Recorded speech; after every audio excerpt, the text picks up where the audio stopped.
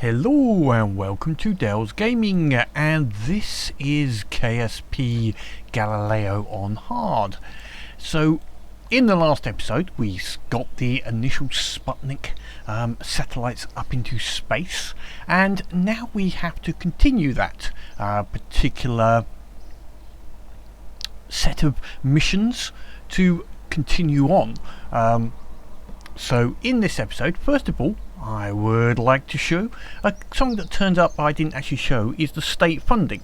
So we had a quarter come up, and if I bring up the state reviews, this was the quarter that went through. So we can see we got 32,000 in funding, and that was based upon our public opinion, our state confidence, which is based upon contracts, and as you can see here, vessels destroyed -2, so our vessels coming down is a minus for our what should we say, it is a minus for our confidence, which is going to be a problem at this beginning stage because we're sending up a lot of vessels to then come down again. Such is life. Unfortunately, they will be crash landing, so that will reduce our state confidence. So we're going to have to do some more contracts, and I may actually just increase our contract rate so that we can get a few more contracts in. I think the setting at the moment may be a little too low for me. Yeah, so that's our other element. We haven't got any active Kerbals, Kerbal accidents, etc. So we're going to need to look on that. So another area which has opened up because of the reputation we have built up is the Strategia mod, which has opened up these new strategies to help us gain some more funds and science. The way they work is similar to a contract, and I'm not sure if they actually produce contracts, but they work in the same sort of way in most of these, in that they will either just increase what you get from your various other contracts and achievements, or have a particular set of gains. So we'll take a first one, which is, we'll take this pilot focus as an example. So you have a set of requirements, which is you have a certain amount of funds and science, reputation, etc. And it sets up what is your focus. You get a certain amount of cost, so this will cost me 35 funds and 20 science, but you get 50% reward for survey and tourism contracts. Well, we don't use those, so that particular one isn't going to be valid for us. And the same with engineer focus, you get station contracts, our increased reward, etc. Going to another area, we'll look at the IOTA probes, because that would be one which would be coming up soon. This works in a slightly different way. Again, we have a set of requirements under the objectives and rewards. On this, you get an advance. So we get an advance of 100 credits and an extra reward of 25,000. Sorry, 100 credits, 100,000, and a reward of 25,000 and reputation, and a big penalty if we didn't do this properly. And we had an objective which is land probes in 3 different biomes on IOTA. So obviously it's going to create a, I wouldn't say obviously, but it would keep an eye on, are we landing on IOTA, and if we do, then it would satisfy this and we would get the reward. But also the other effect would be we'd get plus 400% funds for any milestone associated with IOTA. Just as a quick bit, IOTA is the MUN. Effectively, it is the Galileo version of the MUN, which is orbiting Gale Kerbin. Under the effects, also we'd get minus 80% of those funds because we have the advance, so we wouldn't get additional funds. It says increases likelihood of receiving contracts for IOTA. not sure on that part. We'll see how that works. And in each of the areas you can have one which is active. Now an example, one which is a problematic in this particular case, is this local science, because it gives me 20% bonus for KSC science, but Kerbalism removed a lot of the science around KSC. You don't have the individual areas, you just have KSC and lowlands. You don't have all of the individual areas, which is a pity, but I'd like to go to KSC2, which would give us things around Gale and a good additional amount of science. There's other ones, probe frenzy, so costs here.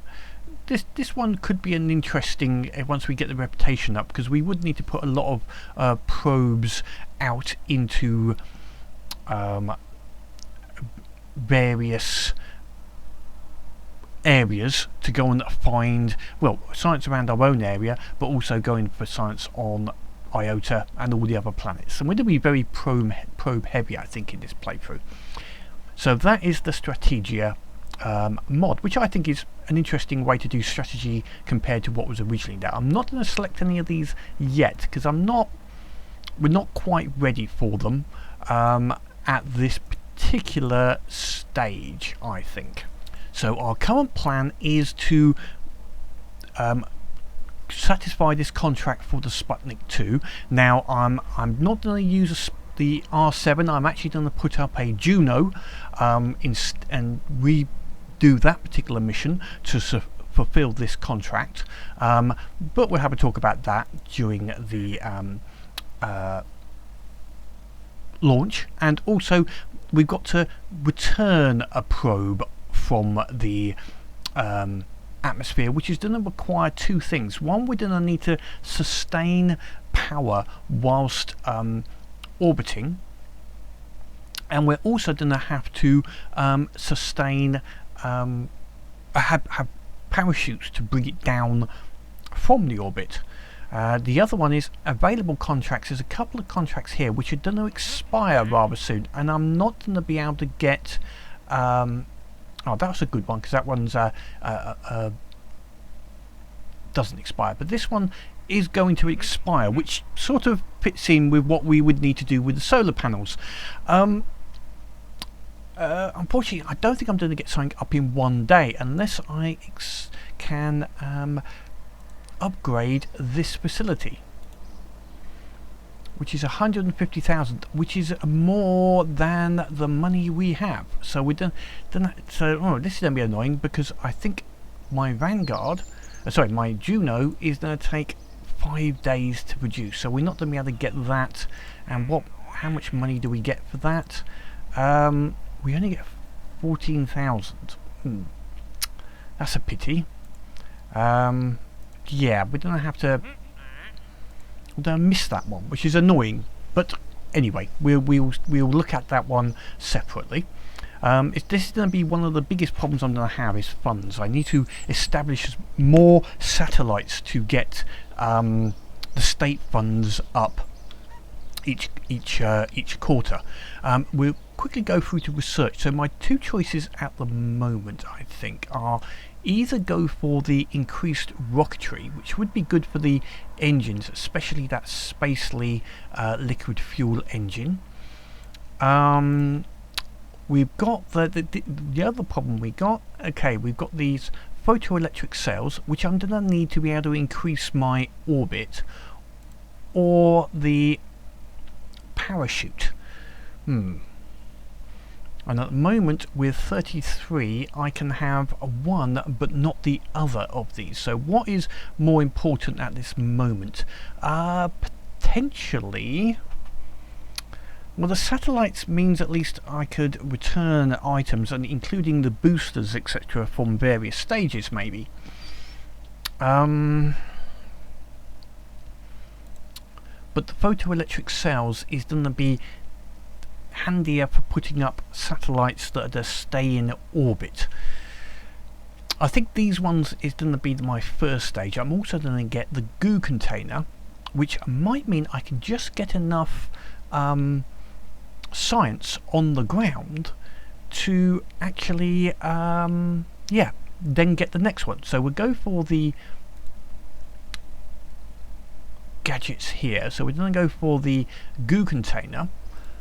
So the first things that's going to happen is that tech is actually going to take 17 days to be researched. Okay, so we're going to get the Juno launch out first. So let's warp to that and get that warping and set up. And whilst we were going there, we've had another quarter gone by on our state funds, so that's given us 19,200. In this quarter we didn't get any, only one contract was completed in this quarter, so we didn't get quite as much money, but that should allow us to upgrade mission control. Let's see if that's worth doing. Is that and the Vanguard is still available, so yes, that came in just at the right time. We will upgrade. It's going to cost money. That's our funds are seriously down, but it does now mean I can take. Oh no, I've got to wait. How long I've got? Oh, actually, that's got 2 days. How long is it going to take to upgrade the facility? What I didn't allow is it took even longer to do the mission control. So I think, although it's actually still there, so it must have pulled it back. So okay, I didn't need to upgrade it, but I will anyway. That's learning at this particular one. I missed that one. I've been so long, but our mission control is almost updated, as well as our gadgets, and our Juno is ready. So what we're going to do is roll out our Juno. So ready for launch. Once again, we're going to use our KOS script to launch this, and it's had a few modifications to basically the launch system on this vessel, and it's hopefully going to get slightly more circularized orbit as well as the success.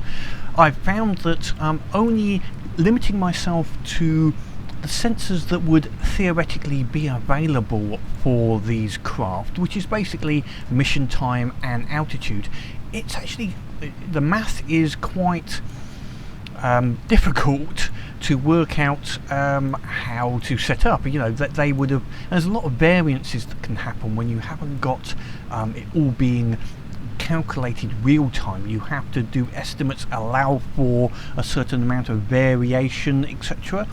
in the script. So the script is not using apoapsis or periapsis. It's purely a height and time based script at this time, which is fairly much what they would have had to use. I found it difficult with the R7. The R7 itself, although I'm not using that for this Sputnik 2, the R7 was originally in November 57 sent up the Sputnik 2, which was the first satellite actually to have a living animal inside. There was Laika was the dog that was put inside the satellite. It survived the launch and survived for a few hours. They published that he survived a few days, but actually only survived a few hours. I think after the first 2, maybe 3 orbits of Earth, the satellite got to a very extreme temperature inside, and basically he died basically within a few hours. The Americans did follow up with their Explorer, or sorry, the Juno, which did actually put up a satellite, and it was the third man-made object to really go into space, which is what we're doing here, hopefully, if this one succeeds. So we're going to go up into our circularization first, and we're going to see what is coming up. So okay, we'll move everything else, so we're just seeing this. So we've got a reasonable apoapsis at the moment. That's okay. We're getting up to an 80 kilometre apoapsis. I'm hoping for a bit more. We can look at, let's see here, yeah, we go. So 81 periapsis. So we do have this information available, but that's real world. We can say that's the ground station. The actual satellites wouldn't have done that. So we've done our end turn. So we're now going to hold us slightly below the horizon, just to do a burn, just to bring our apoapsis and periapsis up a little bit further. And we're hoping for something, yeah, 92. I think that's a little low, but hopefully we should be okay with that. And then finally we have this final burn. Now it will allow, it will basically keep moving and drift. So we've got a cut-off on this, whereas on previously I'd had the burn running constantly, which meant I had to have a very large negative pitch.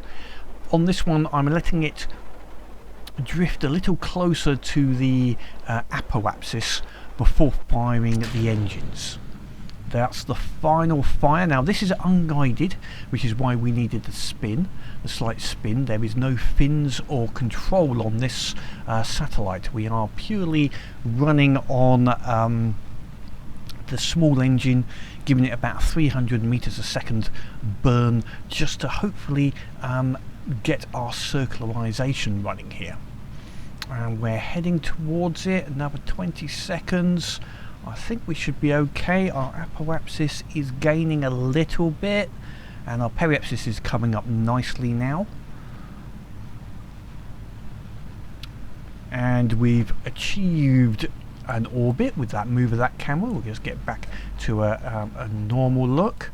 And where is our apoapsis and periapsis on the map? And yep, I think we have held that 158 by 78, so that's not bad actually. That's going to keep us approximately in an orbit. Now our electricity won't last too long, so we're just going to see if we can get a temperature scan. No temperature scan. How about a telemetry? We're going to see if we can get something and transmit it down before we get a burnout, because we haven't got much electricity here. That's the final stage. That's the that last burn unit. So we're now purely relying on what is here. Now contract, we have the Sputnik 2 contract is completed, gave us a little bit of money, which is good, and we lost that stage. That's fine, but this will give us at least a little bit more money for the next state funding quarter we go through. Now we don't have to keep an eye on any data, see if we get another biome as we're flying around. Unfortunately we didn't get any more science from the satellite before the electricity run out on it, so it's now just flying around acting as a satellite, but yep, no more science will be available, which is a pity, but yep, that's unfortunately part of the KSP. Obviously with Kerbalism we didn't get any extra biomes for telemetry or temperature. We'd actually have to be low down to get the different biomes, I think. So what might be something I'm going to have to do to get the extra science is do an aircraft running around Gale to pick up the extra science that's available on Gale, but we may have to do that once we've got enough reputation, etc., to set that up and use the Strategia elements. So before we go any further, I just thought I would show one thing which I did add after someone commented on the last video. I've added in orbital decay mod, so now our satellites will not be permanently in flight unless we have a permanently in orbit and a stable orbit, unless we have some way to perform station keeping, i.e. it must have fuel, an engine, go up there and recircularize, etc. So if we just take our Juno 1-2, we'll see that the periapsis there is 7906 and then goes down. You can see it's slightly decreasing over time. Now the closer you are to a planet, the more your axis will decrease.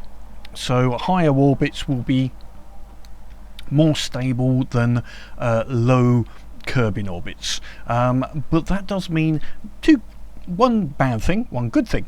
One bad thing is I will have to replace satellites and give them station keeping and fuel to be able to keep in their orbit correctly. The good bit is debris will eventually come down and deorbit themselves.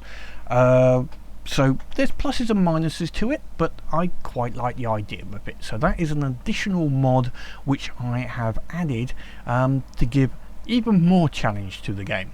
So one good thing is that mission success gave us enough science to now get the survivability elements, which will give us the parachute. And if we go up here, this will be our next one we're after, which is the gimbaled engines, which will be of great use. Being able to gimbal our engines to a certain degree will be, yeah, that's going to be of great importance. Then we can get onto the starting to get to larger rockets. We still haven't even got to some of the rockets that would normally be here. There we go. The Reliant and the Swivel are the ones that you get early on in the normal KSP game, and we're only getting that once we get up to how much science is that going to be? We got that. It's going to be a few science levels on from where we are now, so we've got to survive quite a while with just these smaller systems at the moment. So the next launch we have is another version of the Juno, but this one I've called it Explorer, but it's the Vanguard satellite. This is the first satellite to go up with photoelectric cells. Now hopefully this satellite will go on a slightly higher orbit, just a little bit more. I gave it slightly more delta V, about 400 on the last one. It shows 351 here, but that's because it's not in vacuum. In vacuum it actually has a bit over 400 meters a second. We'll see that when it goes up, but the idea on this one is to set this up as our first virtually a communication satellite. So this is representing two flights. One is the Explorer 1, which was the first American, which although we have already done, but also the Vanguard. The Vanguard was the first photoelectric cell to go into orbit. So if we now do a run explore, and once I typed it correctly, so the most of the launch will be the same as it was before. So we'll quickly get this up into space.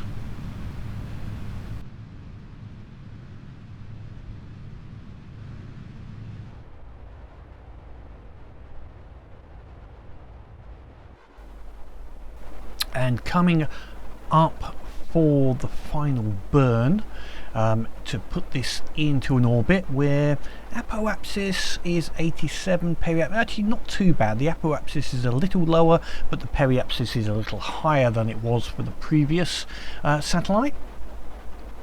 And hopefully when it burns on this one, I think we're coming up to, I think it's about 78,000 feet. I think it does it based upon height.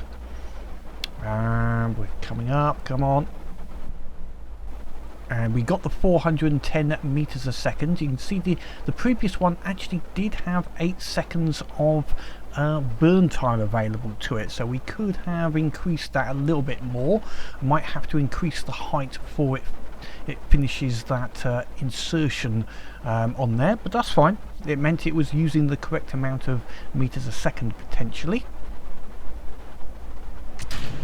And there we have the insertion burn, so we'll see how we're going to go on this. As I say, because this is all height based, that little extra burn would possibly, the thruster weight was slightly off, so it didn't burn all of that for the final insertion. There we have the going into space move. I always hate that, moving the camera.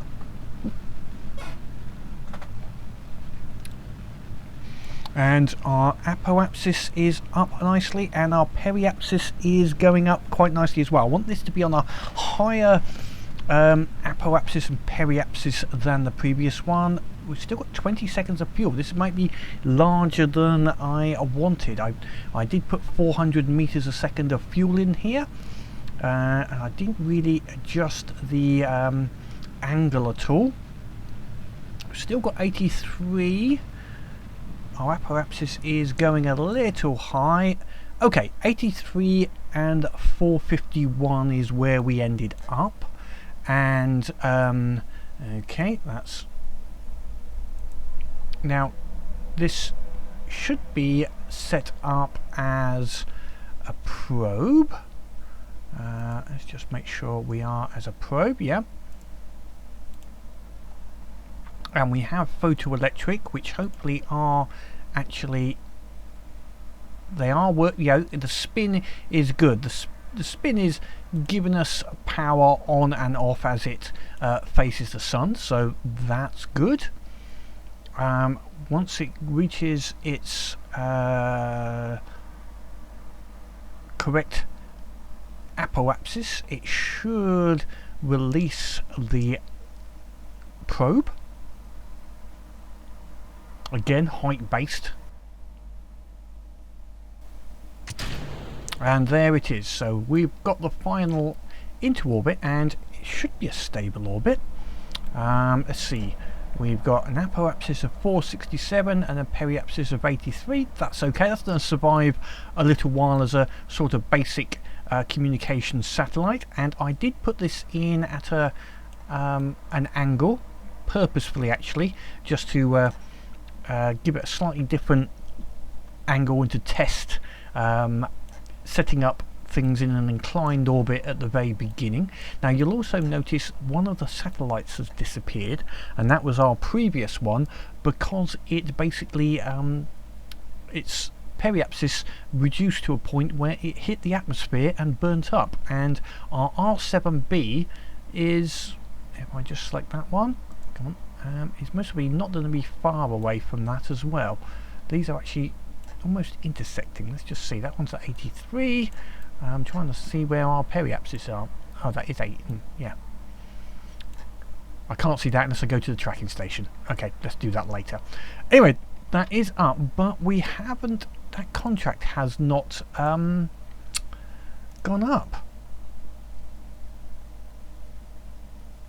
And I need a periapsis of 600,000.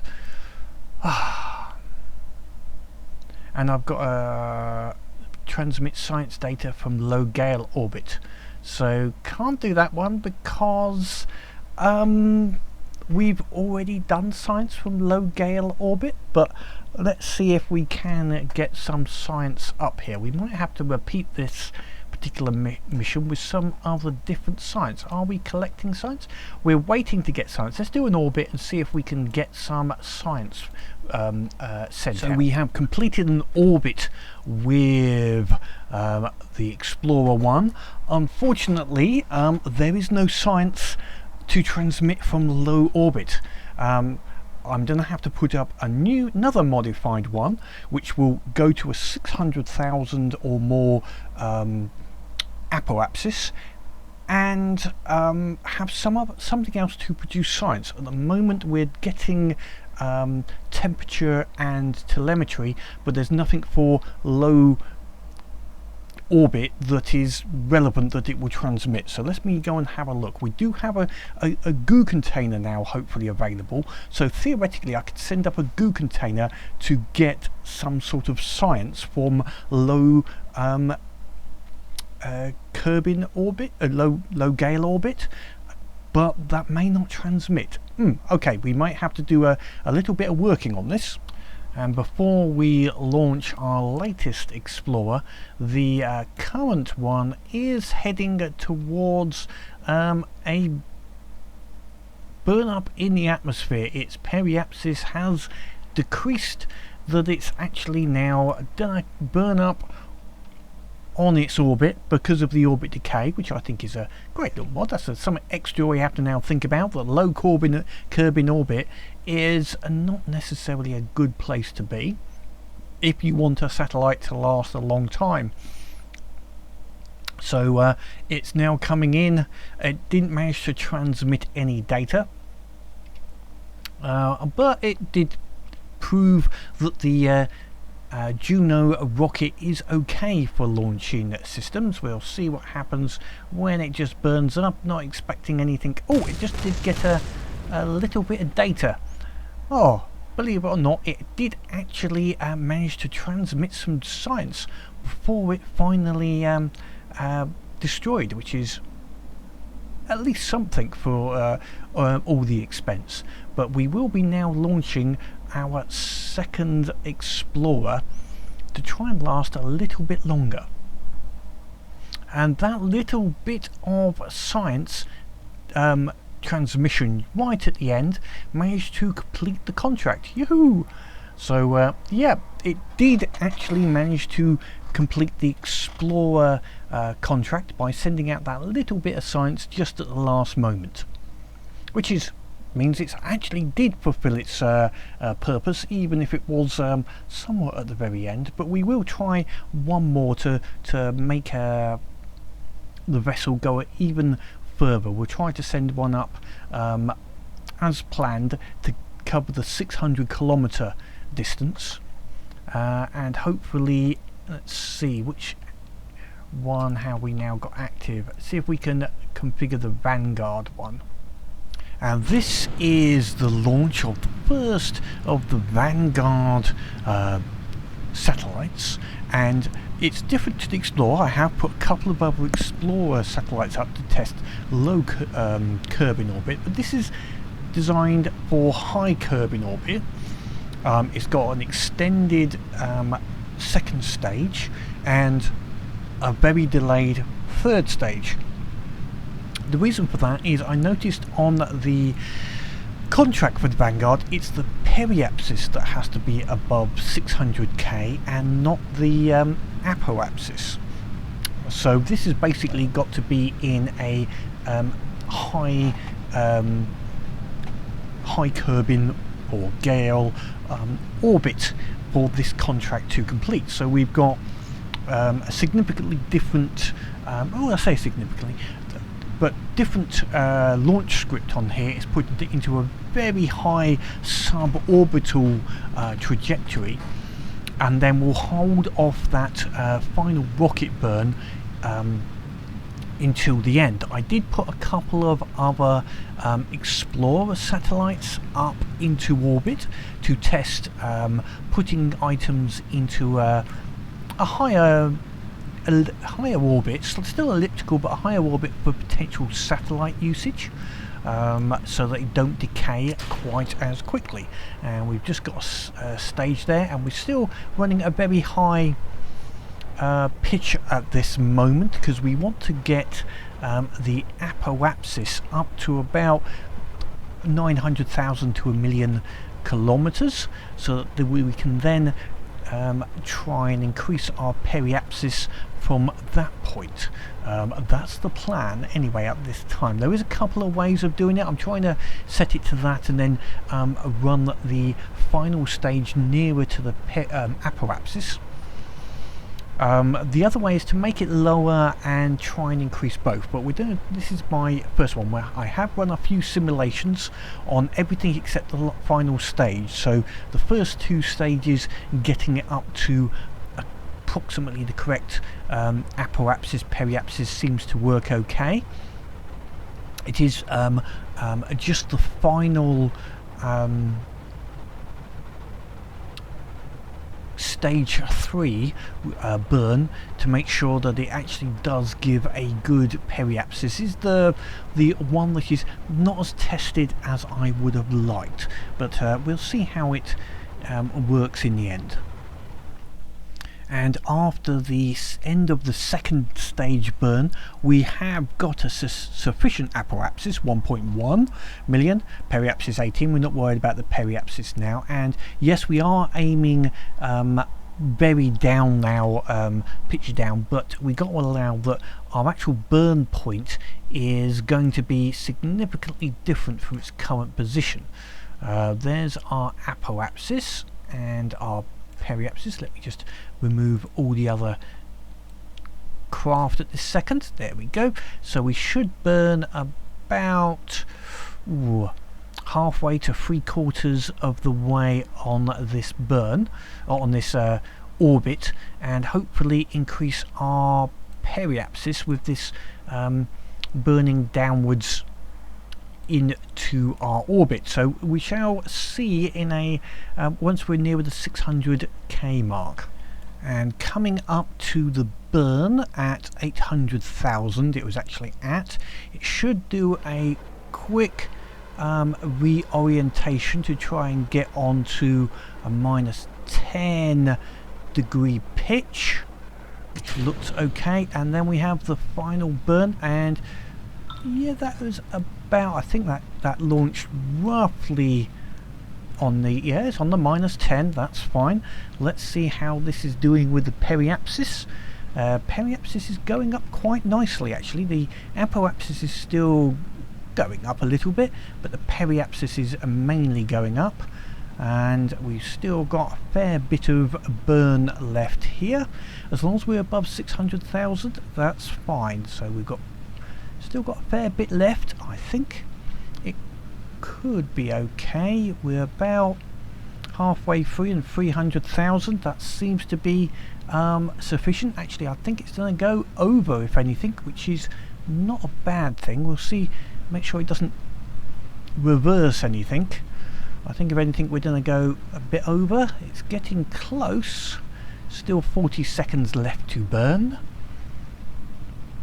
Spin is stabilizing down. We've gone over our radio range on our apoapsis, but I'm not worried about that. All I want is that periapsis. And yeah, we're going to go over. Looks positive. 580. There we go. It's slowing down, but that is, yes, it's well over. Excellent. And our contract is complete. And we have another Strategia available by the looks of it, so that could be good. That one's destroyed. Vanguard 1, communication with it's lost in 1964, which is correct, but we got a bit of science, bit of reputation, and some money. That's good. And our final is 3.6 and 695, so this is going to be on a very wide orbit. I don't know if we're going to gain anything. It has got some, we'll turn on our telemetry and temperature. We might, you never know, we may get some information transmitted by this at some point, although I'm not expecting that. But okay, that worked. That's now going to be in orbit for some time. Hopefully the electric will survive for it to continue to put out information. Now, one thing I want to make sure is it doesn't tell me about battery supply, otherwise it will keep on stopping time warp every time it runs out of battery when it goes on the dark side. And I think it's just finally separated. Yes, that's the final separation. So we've got a very small little high orbit. So it was a little high on the orbit, on the apoapsis, but yeah, the periapsis was high enough. Excellent. I can adjust that a little bit further to try and make it to try and reduce that apoapsis a little bit more. Potentially, I'm just trying to think, potentially the same, but start the final burn a little closer to the apoapsis.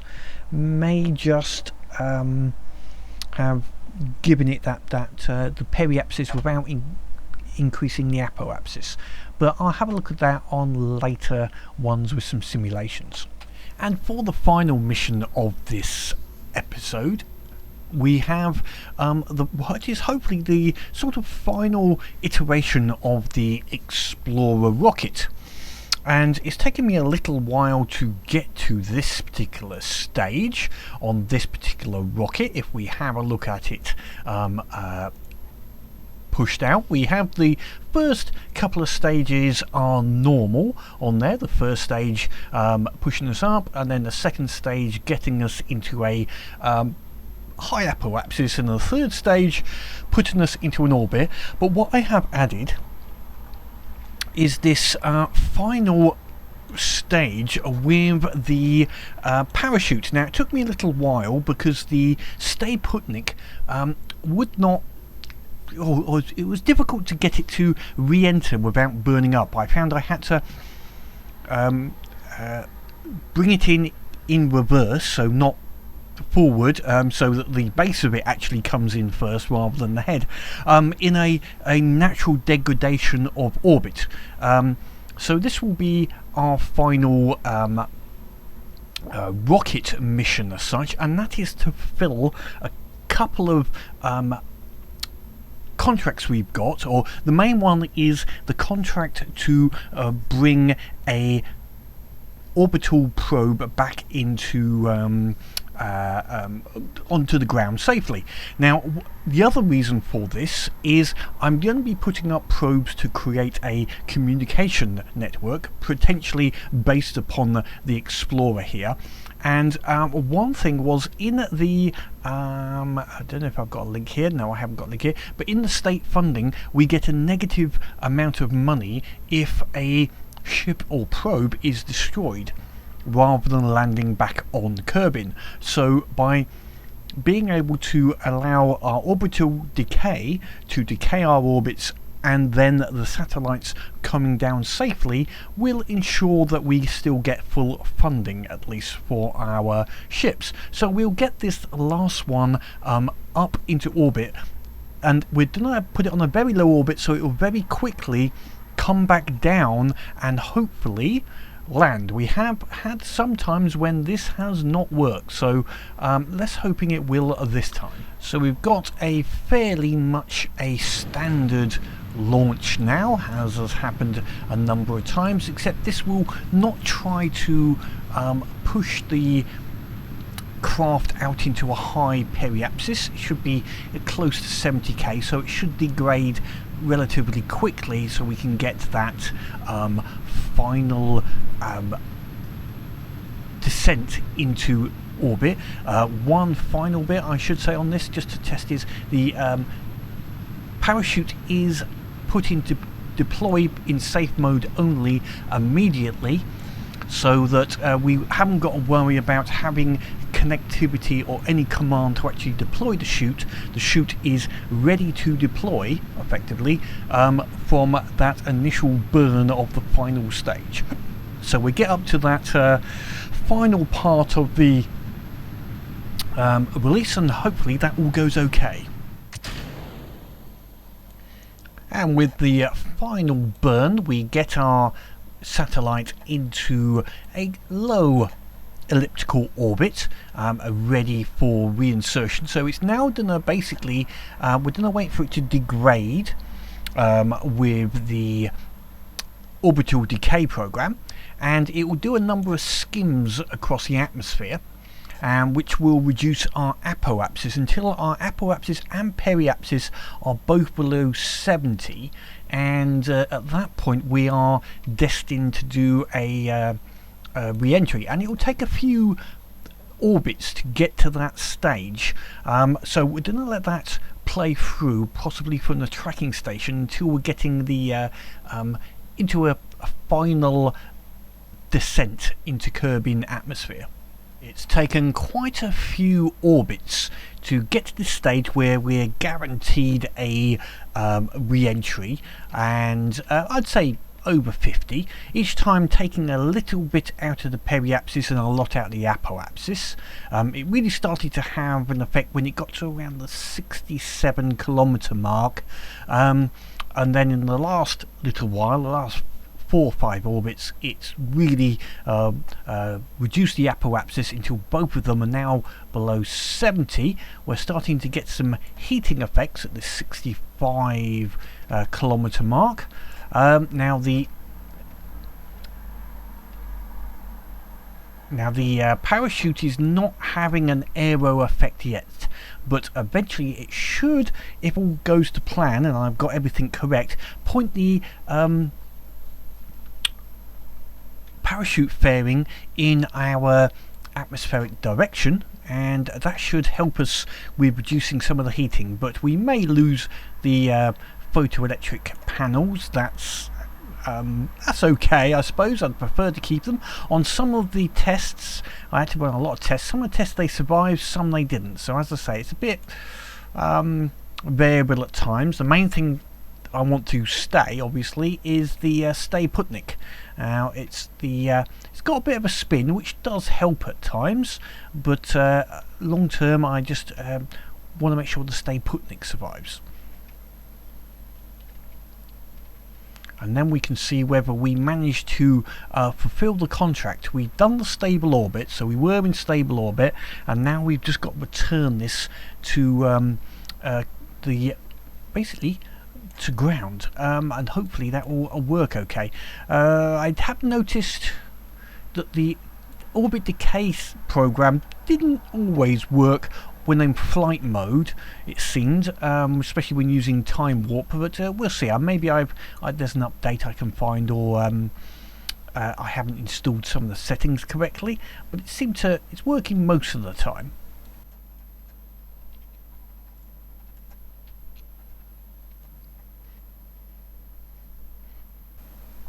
So we've got a lot of heating happening, but we're rolling around with the parachute casing facing forward. Looks like the StateFunding temperature is staying slightly low enough. Oh, we had a couple of the panels go there. The key is around the 40,000 kilometre mark. If it can survive below that, normally it's okay, and it won't burn up.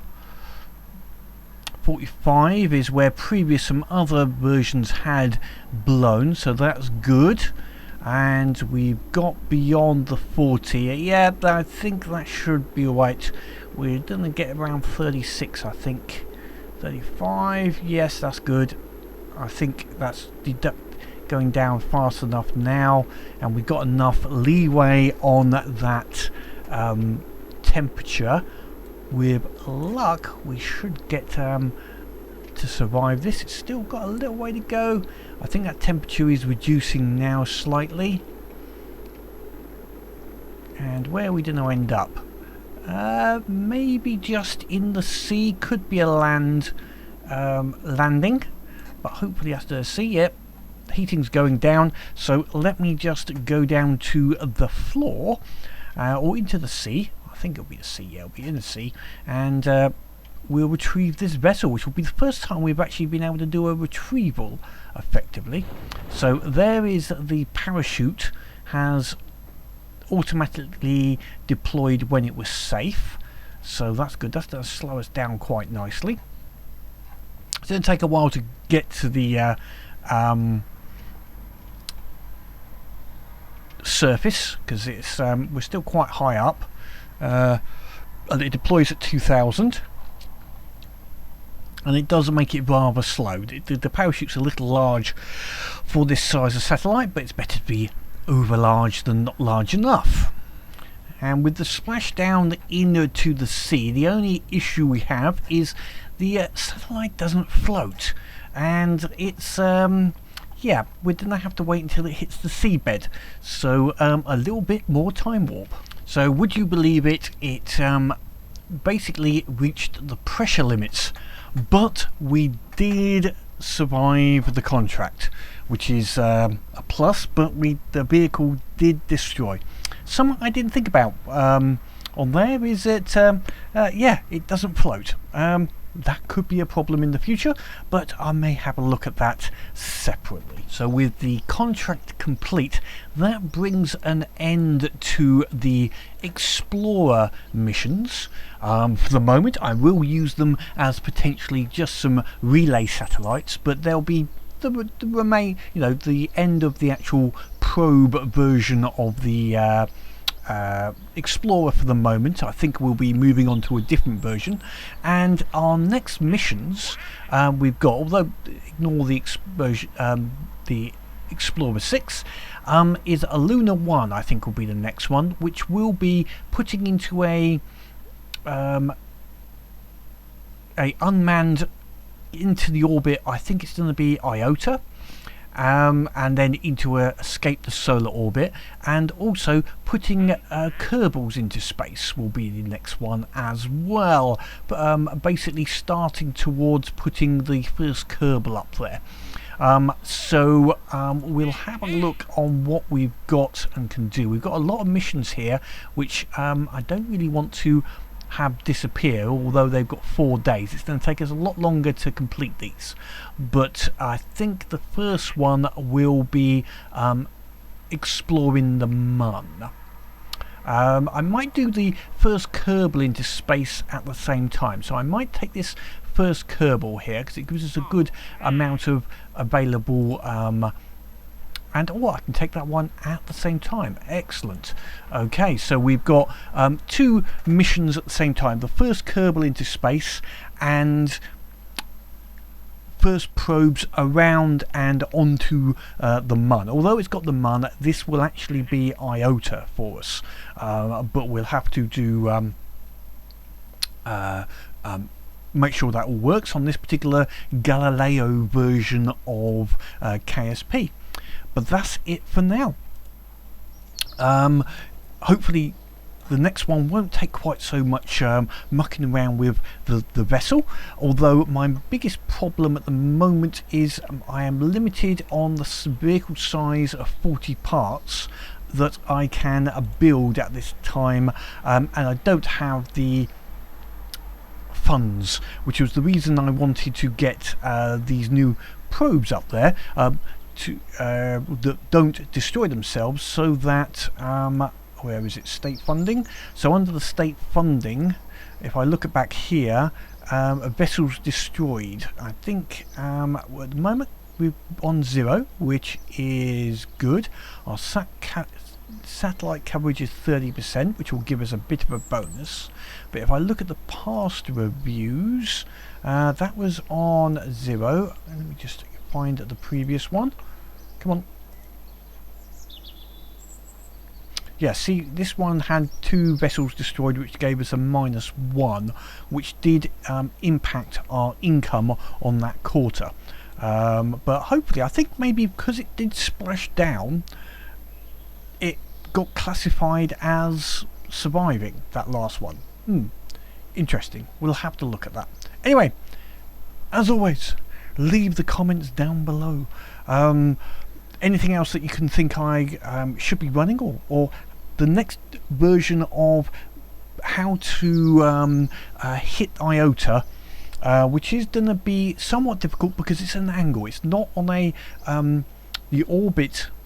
Oh, the orbit of Iota is actually level with our equator, but the launch pad is not on the equator, so it's going to take a little bit more finesse. So we'll look at how Luna did it with the R7, and I'll try and use an R7 to do this launch, and we'll have a look at how we can manage to get round Iota. I don't think we got a land, so it can be a very small probe. It's just got to fulfill the requirements of the contract. So please click that like button, leave the comments, subscribe if you want to see more, but as always, keep playing the game and have fun.